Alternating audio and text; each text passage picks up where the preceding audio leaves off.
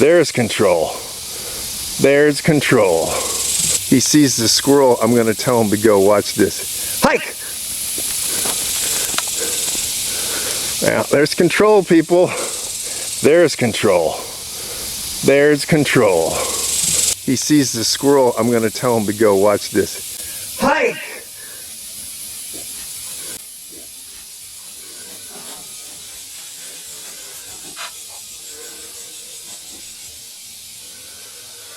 Some say these two trainers were quietly in the shadows. Robert Weatherwax, last of the legendary Lassie trainers from the world's most famous dog training family, was quietly hidden in his TV work.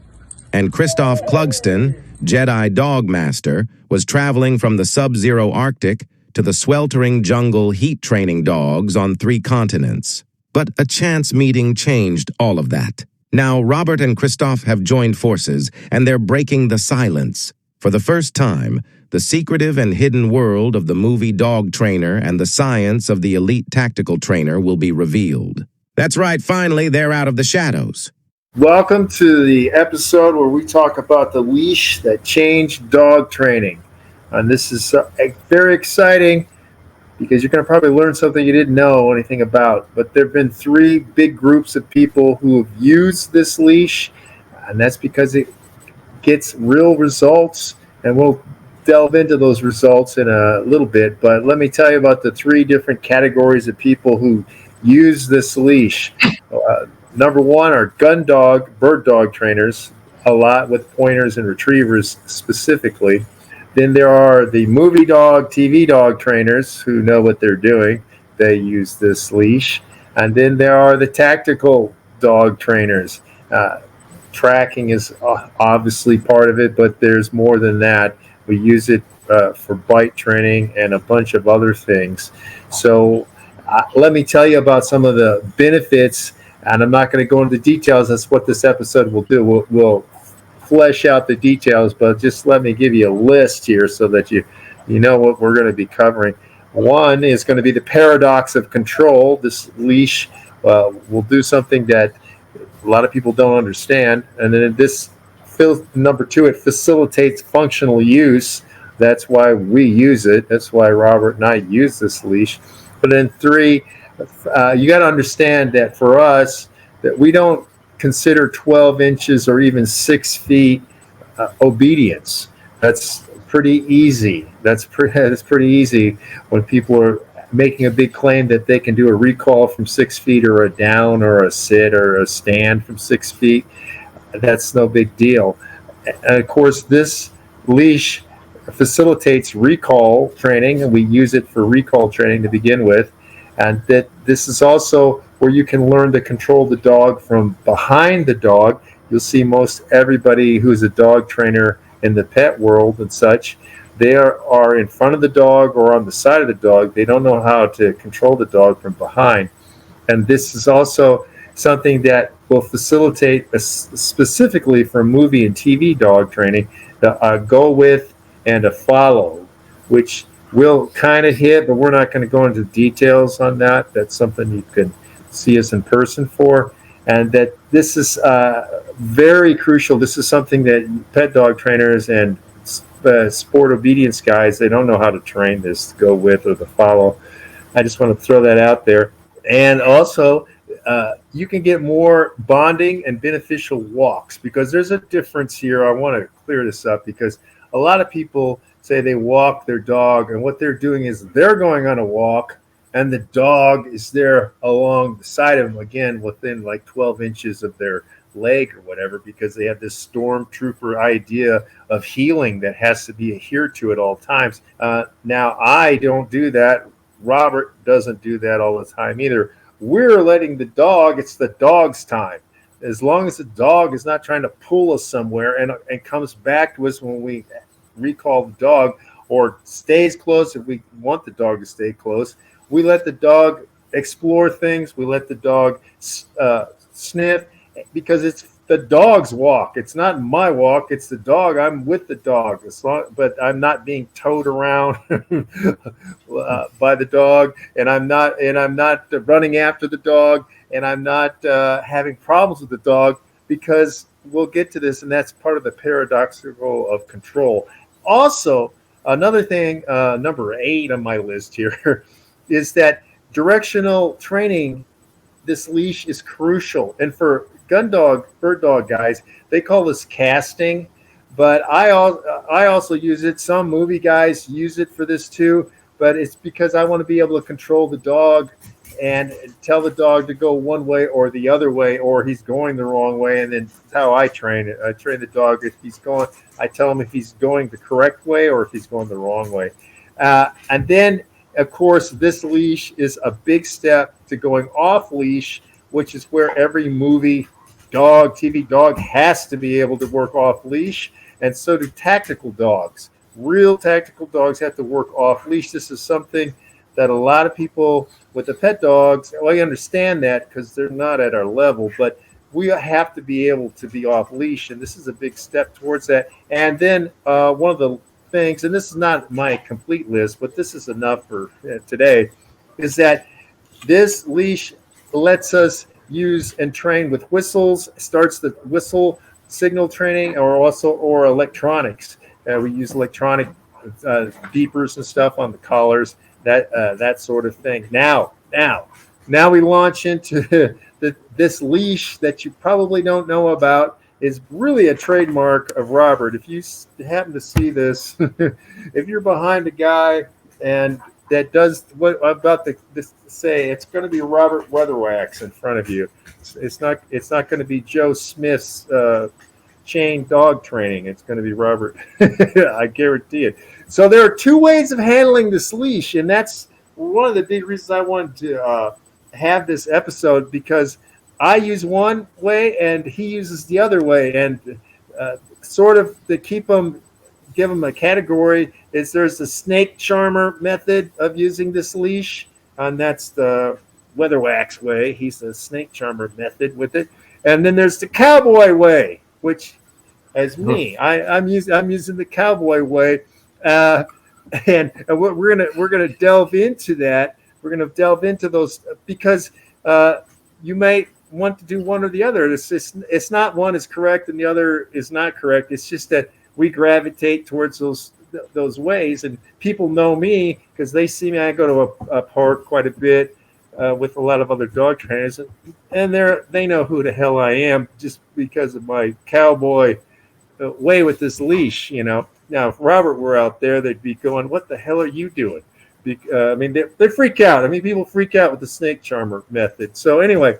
So what the hell is this leash? Well, I'm putting up B-roll through all of this, people, and you're going to see something with Robert, and that segment is really pretty subtle. My stuff's a little bit more blatant, and you'll see that the control that we're talking about, and I'm going to hand it to Robert in a second, but the leash that we're talking about is not anything that amateurs should be messing with until they have some experience with training under someone who knows what they're doing with this leash. And that is a 50-foot leash. Now, some people use a 20 or 30 foot, which is okay. But 50, it's pretty weird because before I knew Robert, I was using a 50. I've used actually 100-foot leashes, but that's just Tangle City. And I should mention that there are different 50-foot leashes. I use tactical leashes, which are biothane, or they're rubberized and they're flat, so they don't tangle as much. They don't tangle as much, and they also you can get them wet and stuff, and they go through water and drag across, so they're easy to clean. So they're extremely strong too. Robert uses a different type of 50-foot leash, but we both use 50-foot leashes, so that was one of the things that's a thing. But it's really Robert's trademark because nobody in the pet dog training world is using a 50-foot leash. Like I said, the only people who are doing it are gun dog guys or movie dogs guys or tactical. That's, I'm coming from the more tactical dog training with the 50-foot leash, but Robert's the only guy who's doing it with pet dogs that I've seen, that I've ever heard about, because these other people would fall down and get killed probably trying to use this 50-foot leash. I'm just throwing it out there. So anyway, I've given a big long introduction because you need all of that. So I hopefully you're sticking around and you're watching the B-roll and stuff. But let's launch into it, Robert. So this is your trademark with pet dogs. You want to talk about it a little bit here? Yeah, I guess I'll start with the actual leash that I use, which is one that I get from either Chewy or one of these places like Tractor Supply or Atwoods or something. Places where a lot of these lines could actually be used for horses. Some of them are actually so thick they could actually be horse lines. And I think that's why Atwoods carries them and PetSmart doesn't, right? So that's kind of interesting in itself. When I go to PetSmart, I can't find a 50-foot leash. They just don't have them. I used to have an independent store back in California that I used to go to, and they always had the long leashes. So I'd get it from there, a place called Teresa's in Simi Valley. But I never really found a place like that with the big institutional places. So I get the 50-foot leashes at one or two different places, and that's pretty much it. So I typically get a straight rope. It's like boat rope, the kind of rope you'd use. And it's very strong, and I like it because it is kind of an all-weather type thing, and I can drag it through the dirt, the grass. That knot is there strictly as a safety in case the dog takes off or something. I haven't really had to test the necessity of the knot, but I have it there as a precaution. But the whole idea of working with a long leash to me is a lot of trainers look at working from the inside out. Like they start the dog real close. Well, I want to start right off the bat getting the dog outside of my zone so that I can work their way from there back towards me again. And it's a different concept than what trainers look at. A lot of it is about control. What I'm doing is I'm setting boundaries that only the dog and I know about. And I'm just letting the dog know that, I'm going to let you go so far. And when you hit that spot where you cannot go beyond that, then you're going to get a correction. And I set them up to make the mistake. I don't try to prevent them from making mistakes. The long leash allows them to make mistakes. It's allowing dogs to find out the boundaries, what your boundaries as far as what's right, what's wrong, just the rules in general. The long leash is going to allow, but the biggest reason probably for me, as far as training goes, the reason I use it is because it allows me to segue through obedience, be able to use one leash for everything. I can use the long leash for long stays, using a mark or a position. It doesn't really matter. I can use use it for heel. I simply call the dog to me, and once they get to me, I choke up on the leash, and we continue walking on the heel. So that way I'm combining the recall with the heel. So when I'll typically start a heel, it really is recall, and then I just start walking. And of course, you put all those things together. You're not switching leashes. You're not telling the dog, okay, we're going to do this now. I'm going to go to the short leash, so that means we're doing heel. I'll go to the long leash. That means we're doing recall. I don't want the dog to know what we're doing. And another thing about the long leash is it makes it easier to transition to no leash at all. Because the way I do it, it's a little different than Christophe's, like he said, but my leash, a lot of my leash is on the ground most of the time anyway. So when I detach that part that's around their collar, I might do some other things to kind of make them think that I'm just adjusting something else. And so the presence of the leash kind of segues to not needing a leash at all, because the mind of the dog, if the leash is present and the training is happening, it's happening, right? At times I'll put the long leash on my belt loop and I'll walk down the street. The dog is kind of mesmerized into thinking it's still attached to them. And then, of course, I'll get rid of that. So it's all stages. And the long leash allows me to progress through those stages more smoothly without changing the scenario for the dog, without giving away things that we're going to do with the dog. It just makes everything, pretty smooth. And another thing for me is, before I hand it back to Christophe, is that as a behaviorist, getting a dog away from me is key as far as their behavior goes. Because dogs get confidence being away from you, not being near you. If you have your dog near you all the time, they're going to become dependent upon you. And I don't want that as an owner. I want the dog to be neutral when strangers come into the house, when there's other animals around, other dogs. I don't want there to be this competitive kind of thing about this is my person, this is my seat, this is my chair. It's like, you want to be here, you're going to go over there.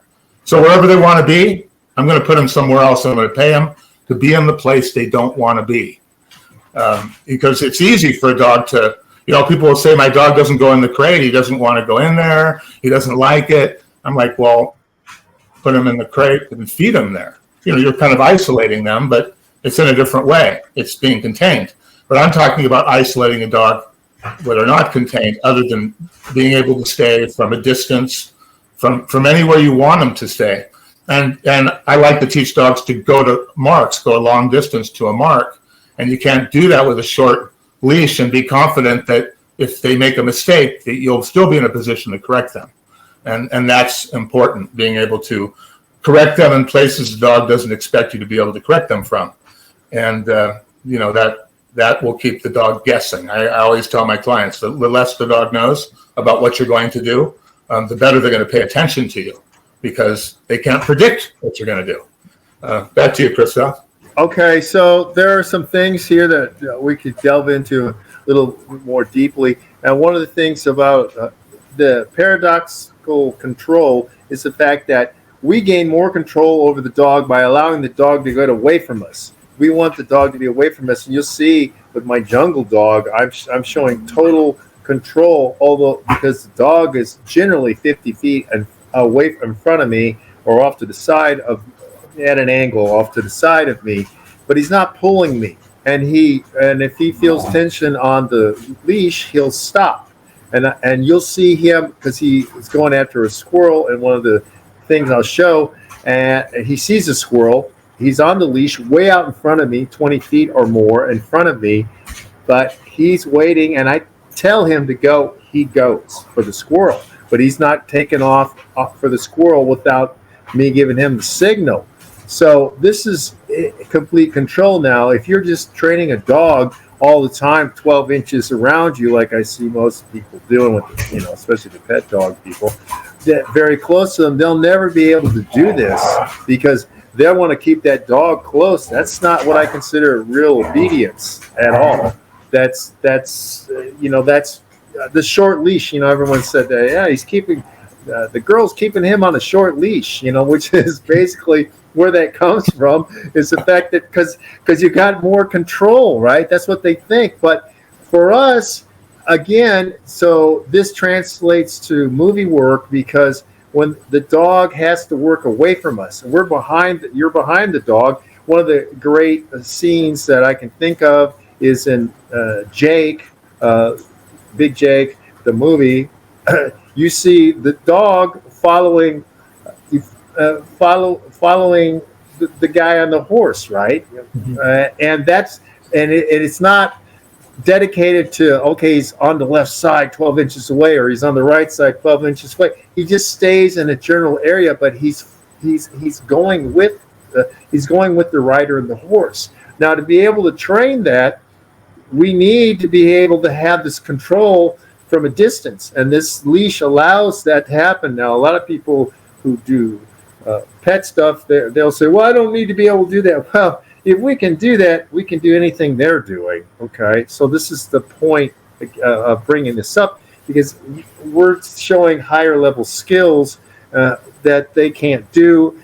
And the reason we can do that is I'm giving it away is because we're using this leash. Now, also, Robert's talking about you can put a lot of things into this and keep the dog guessing. Like, dog is going away from you, you do a recall, get the dog back, and then you can have the dog sit, go down, stand, stay standing. We prefer, that's a whole other episode, we prefer the dog to be standing almost all the time, and that's another episode, so I'm not going to get into that because we are tangent guys, but I'm staying away from that one right now. And also, this is something you're going to see with the fact that we don't care if the dog is next to our knee, like the stormtrooper guys, because we're not doing competition sport obedience. we're doing either functional things where the dog is looking and watching for the enemy at one thing, or he's fixated on working with other people that he's never met before. That's something that I would need to bring up all the time. When they're doing film work, they're working with actors, not dog trainers, and sometimes people they've never met before at all. And some people who don't have any natural ability to work with animals at all, and some people who don't even like dogs. So this is really a high level skill, and a lot of people don't ever think about this stuff. That's why I'm bringing it out.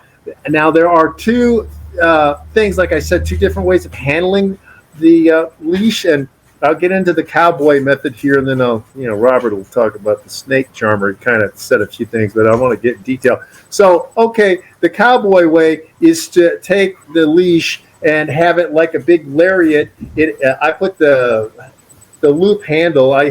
Mine have a loop handle at the end, and I put that over my hand here at the end, and then I loop it so I'm carrying around like a lariat, and generally I have the dog on the right side, but again, we go left and right, but I do more right-sided stuff than I do left if you were to get a percentage thing. So anyway, I have the big circle loop in this hand, and just like if I were trying to throw a lariat with the right hand, that it goes out to the dog. Now, generally, so I'm starting out, I got the big loop in this hand, and then I got the dog goes off on this side, goes off on this hand, out of this hand, but that dog, like you'll see, and the thing is out in front of me, and I end up with basically just connected by this hand, and there's no tension, really. There's no tension. That's another thing too. We're teaching the dog, when you get the control, he's not pulling you, he's not dragging you. That's what I'm saying. That's where a lot of people have a problem, because they don't know how to get to that level, which is part of the process. And again, we can't, this isn't a tutorial on how to actually do this. We're just giving you the ideas about how you can implement a new way of training, or be interested to learn this from us. And so that's I like that way. I mean, that's just what I do, because that's the way I started learning. That's how I train. And now when the dog's getting closer, I wind back up my lariat, basically. Robert does something different, and so I'm going to let him cover that right now. So, Robert, you want to discuss how you actually handle the leash for the people with the snake method?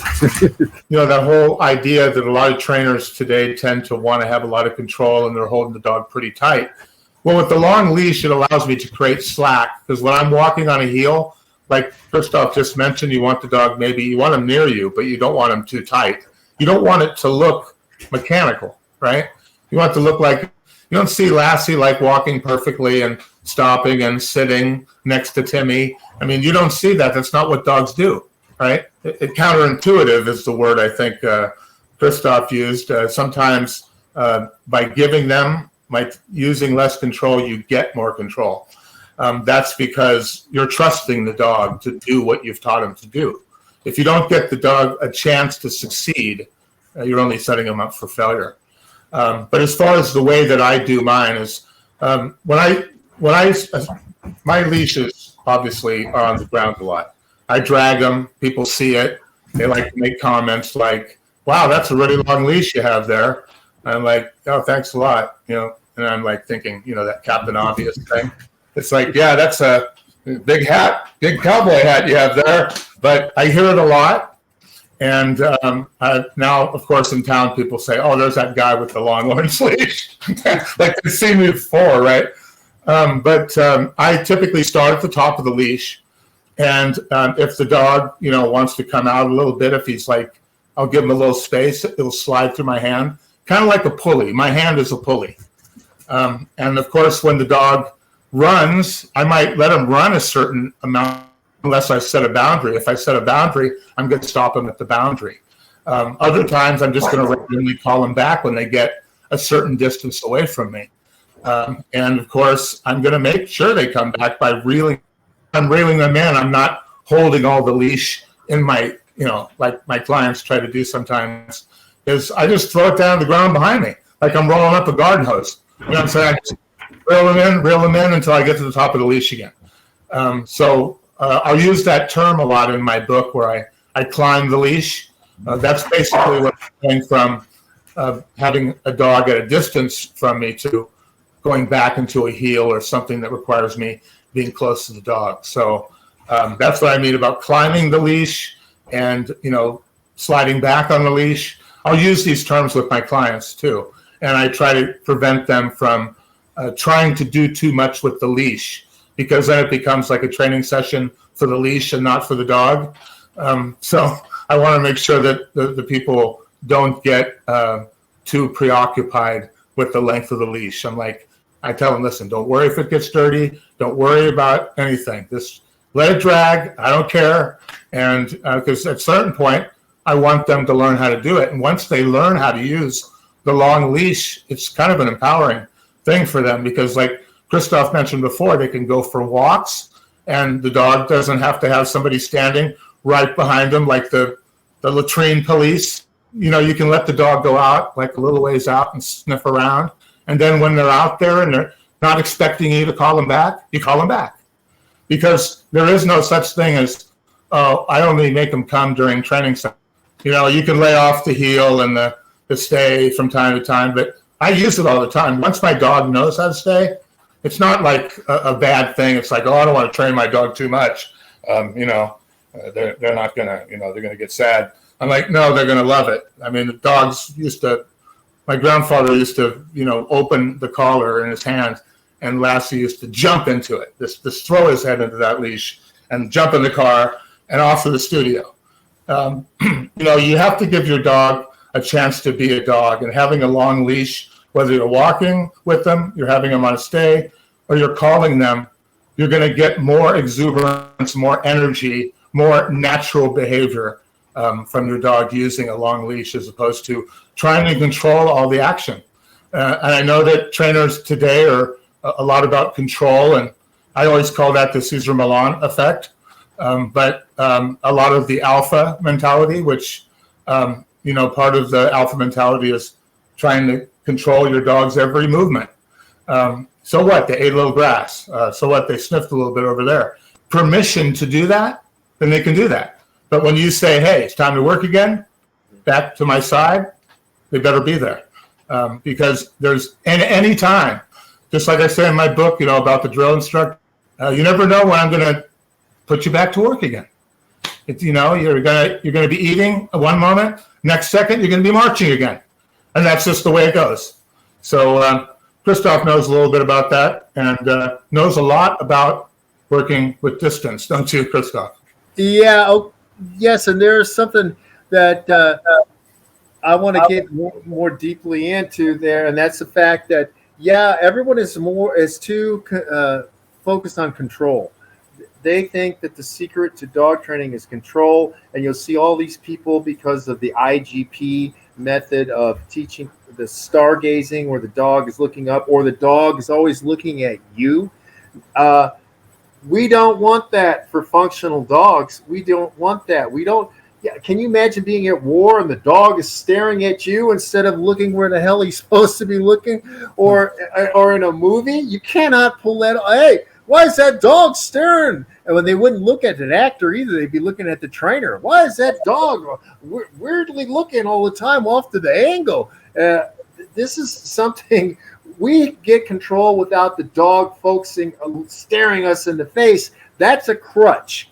Now, a lot of people do it, and they spend a lot of time, and I know every damn way to teach that too. But why? When we have the dogs have a bigger field of vision than we do, actually, too, by the way. That's like 70 degrees or something. So they can see on the periphery far better than we can. So anyway, the dog is just keeping us where we're located by seeing our legs. And he can do that focusing on going somewhere, looking for a bomb, looking for the enemy as a scout dog would. or moving across the movie set. So this idea that the dog is going to stare at us and I got his focus, and this is a crutch. This is a crutch for trainers who are not as good as we are, actually, and some other people. But but this is the biggest crutch, and this is something you can never have a dog work at a distance from you if you make them stare at your face at all the time, because they can't. They can't. How the hell are they going to do that? They're 20 feet away staring at your face. They can't. It's not possible. So this sets us up for being able. The dog knows where we're at, and again, it's the control. It's the control, but it's control through giving them options, because the dog has to have options. Now, I wanted to throw another part in there, because a lot of people will say, well, blah, blah, blah, blah. I want the. Now, if I'm walking with the dog and we're in the city and we're going, sidewalks, crossing streets, or we're in a store or something, that's different. That's me leading the dog. I'm the directional guy with that. Now that dog is close to me at that point in time, but that's a whole different training than what we're talking about. Because what we're talking about here is being able to have the dog away from us, because we can do the damn close stuff if we can do the far stuff. But you can't do the far stuff if all you're doing is the close stuff, people. And this is this is just how it is. These are crucial points that need to be made. Now, for Robert and I, this is just normal stuff for us, and it's sometimes we have to step back and look at it. And that's one of the reasons that made me think about this the other day, because I'm working with a new dog who has never been trained at all. 6 years old. He's Bandit, just like the Johnny Quest dog. And so I'm using this leash. These other trainers saw me out there initially with the dog. I wasn't using because I don't start with the 50-foot. So that's a little different than Robert. But I get to the 50-footer as soon as I can. I go from usually like a 10-foot, and then I boom to the 50-foot, because I have 15 and 20. I have all sorts of leashes, but it's just better. The 50-foot one is more optimal, I think, for all of this, because you get it 15 feet away, and it's like the dog's sort of like, hey, I want to go a little further, or it's not enough freedom, because this dog gets more control at 50 feet. People are freaked out when they see the dog that far away from me all the time too. They're like, and it's because that's what the recall is for. That's what the recall. And now people, let me plug myself a little bit, because I do have a quarter-mile sit, stay, recall, off leash. Obviously, you can see that. But look at the one on the highway the highway. It's a secluded highway, so it's not cars on it, people. So don't freak out. Anyway, how the hell was I able to do that? Well, part of it started with using long leashes to begin with. That's part of the process, not the whole process. I'm not giving it away. People keep asking, trying to pump me how I do it. Well, this is stuff that we know. And the same thing, Robert is doing he's done the go with, I don't know, thousands of times or something, and with a lot of different dogs. And this go with is beyond sport dog trainers, beyond pet dog trainers. And I want people to start recognizing this, that this is a skill that these other trainers don't have. And if you can do that, then why not have that instilled into your pet dog? That's what I'm saying. So this is one of the things. There's a lot of the people that Robert works with, they're freaked out because no other pet dog trainer is using this 50-foot leash. They aren't. They are not doing it. And they might try to do it for a recall at some point, but they're jumping to it instead of.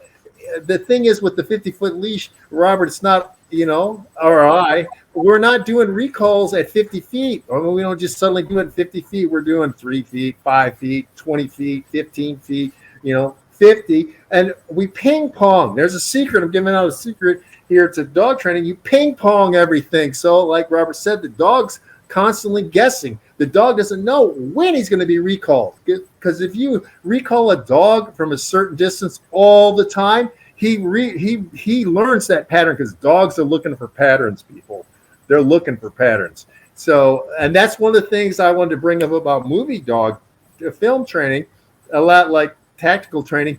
It's not a set thing. It's not a pattern where you're trying to stylize it and get the dog to learn the picture of the pattern, which is all sport obedience, even agility, all that stuff, the IGP, the Schutzen stuff, that's all pattern stuff. The dog, you want the dog to learn a certain picture. You want that dog to learn, oh, he's at my knee at a certain thing.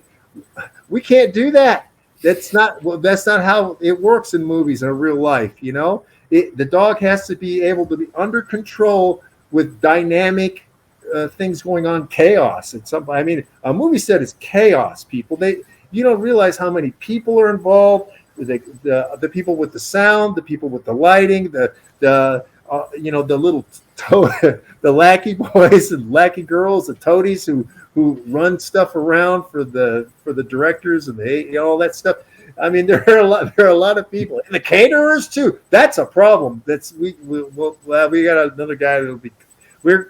I'm giving away stuff. We're going to have another movie animal trainer come on. We're going to talk about that catering aspect, because I know that there's problems with caterers coming on set sometimes. Anyway, but if I can stick with it instead of going on a tangent, this leash allows you to do a lot of things that other people, you can't do it. You can't. That's why we're using a leash. That's why the bird dog trainers, they can't get a dog to casting. Means the dog is searching for birds out in front of the guy with the gun. Again, in front of the guy with the gun. You're not in front of the dog with the gun. The dog's in front of you. And when the pointer gets a quail or something, he freezes and points, obviously, but the dog is moving back and forth. And how do they get the dog to do this? They start with using a long leash, obviously, and I could use other examples, but people learn things from other dog trainers. They'll just look at these pet dog guys, because they're really limited. They're very limited in what they can do and what they know. And they don't usually go look outside of that for better methods. But anyway, so I don't know. Robert, what do you want? I just want to finish off saying that I see it when I'm watching movies, have a trained eye like you do when I'm watching a movie and I see a dog in a scene and there's people over maybe, stage left and the dog's looking stage right. And I don't know why they're looking over there. It hasn't been established in the story that there's anything over there the dog should be looking at. All the people are on the other side of the room. But I know that's where the trainer is, right? And the trainer's demanding this constant attention. They're constantly, look at me. And you know why they do that? Because they don't have confidence in their stay. Because from a distance, they're trying to control the dog, even though because they're so far away, that they're doing all this stuff and it's making the dog look at them. But what they should be doing is having confidence in the state to where the dog can just say, oh, what's that guy talking about? Oh, he's saying something too. That's what you see with movie dogs. You don't see that with obedience trainers because they're constantly demanding the attention of the dog. When I have a dog on a long stay, and I'm not doing all this stay and staying it over and over again. I'll say a quick stay, like stay, and then I'll walk away. I'll turn my head, turn my back on the dog. I'll go step behind a tree, or I'll act like I'm just looking for something on the ground. I'm doing stuff that the dog wouldn't expect. It's like, hey, is he paying attention? What's he doing over there? The dog's thinking, and I'm thinking, yeah, because I don't want you to think I'm actually paying attention, because when you make a mistake, I'm going to be on you like white on rice, right? You've got to let him make a mistake, and you've got to, play that poker game like, yeah, I'm good. I got a good hand. I don't need to watch you. I don't need to do hand signals every 3 seconds. Give him a hand signal, maybe periodically when you change position on a set, like go from one camera to another, you might give him another hand signal and then turn her back again. I used to see my dad do that all the time with OJ was a perfect example. OJ would look at my dad kind of like, whatever, he's a real casual looking dog. And then my dad would turn his head and OJ would turn his head. It was like a game they played. It's like, I'm not going to look at you, and then I'm not going to look at you either. And you're not going to get that with this this central controlled kind of training where everything's about you. Everything is about you not even being in the picture. The great thing about dogs working in film is that they don't look like they're actually being worked. And when you see a dog and you think, wow, he's so well trained, mechanical, I mean, is it looking like something that a dog would be doing and enjoying? Because it's not just about a dog performing things, it's about performing them with enthusiasm. Especially in many times when you're going to want the dog to appear sad, and you can do that with voice. But for the most part, my dad always said it's much easier to slow down a fast dog than to speed up a slow one. Basically, what he's saying is let a dog be a dog, and then reel him back when you need to. You don't need to, create a robot from day one. And every dog's different. So the long leash is even more effective with those soft, frightened dogs because you're giving them the link to you with that leash, but you're not controlling them. So you're letting them be a dog. You're letting them be comfortable in their own skin. And that's like what's the most important thing about movie training. I mean, a lot of people don't understand what I'm doing when I'm training a dog because they don't think they're not thinking distance. They're not thinking, how far am I going to have to be from the dog when they're doing all this stuff, right? And most trainers aren't thinking that. They're just thinking about, oh, look how good I am. Look at me. Look, I have this dog, and he's looking at me, and look at me. I'm looking great. And, it's not about you. It's about the dog. And the sooner you start thinking about the dog, the better trainer you're going to become. And I'll give it back to Christophe. Yeah. So we started hitting tangents a bit here because it leads into a lot of things, and that's the beauty of it, because the long leash does lead into all these other things, all these other skills. Starts talking about the stays, and we start talking about how to work on a set, for example, or how to find an enemy. all of these things, and we didn't get into the exact details of how to use the long leash because that's what this is sort of an introduction to the long leash and why and the rationale to use the long leash, and also the benefits of using the long leash. One of the things that I'll just spell it out again for everyone that Robert was getting to too, was saying that we're building confidence and a bond with the dog. The dog can trust us because we're giving the dog distance, but the dog knows that we're still there. We're going to be there, and regardless of whether he can see us or not. How the hell do you think I pulled a quarter mile off? I mean, the dog cannot really see me. I have disappeared for the dog's vision. I mean, he's sitting, which is better than a down because he's got a better vision sitting than he does in a down. But he trusts me. He trusts me, and he knows that signal means. And of course, watch it. I'm going to put it on here, I guess, as a B-roll. He blasts. He blasts his way to me. So we know what we're talking about, and we're proving it. We're showing it all the time. So that's one of the things I said was we're not theoretical. We're not theoretical, but we're explaining how we do certain things. And if you want the real specifics and stuff, that's what we're available to do. But anyway, I think we could go on, but we'll start talking about other aspects. I just want to keep it with the idea that if you've never used the long leash and you don't have a trainer around you that knows how to use the long leash, and some people will probably say that they do because they think it's the same thing as the 6-foot leash, but just longer. That's not exactly true, I mean, it's the same thing as walking on a high wire that's 5 inches off the ground as opposed to 50. Well, yeah, I just raised it up. Yeah, there's a lot more. The wind is a factor. The fear, all this things play into it. It's not the same thing.